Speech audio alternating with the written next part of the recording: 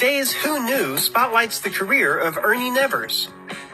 Nevers was a multi-sport athlete who is widely regarded as one of the best football players in the first half of the 20th century. After starring in 4 sports at Stanford, he played both pro baseball and pro football at the same time. He was a fullback and kicker for the Duluth Eskimos and the Chicago Cardinals from 1926 to 1931, and the pitcher for the St. Louis Browns of the American League. He suffered 2 broken ankles and missed most of his junior year at Stanford, but returned just 5 days after having one of his casts removed to play all 60 minutes of the 1924 Rose Bowl. His team would lose to Notre Dame and their famous 4 horsemen that day, but Nevers rushed the ball 34 times for 114 yards. While he didn't have a spectacular career in baseball, he pitched in 44 games for the Browns, finishing with a 4.64 career ERA.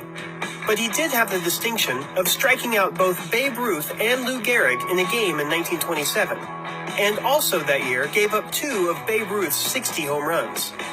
But Nevers would go down in history for a single game played on November 28, 1929. If you look in the NFL record and fact book today, the oldest record by any individual belongs to Ernie Nevers, scoring 40 points, all 40 points for the Chicago Cardinals in a 40-6 victory over the Chicago Bears on Thanksgiving Day, 1929 at Comiskey Park. The game before that, Nevers scored all 19 points for the Cardinals. So think of it. In that season, 59 consecutive Cardinal points were scored by Ernie Nevers. That also is a record that hasn't been broken from that time. Nevers is a member of both the College and Pro Football Hall of Fame.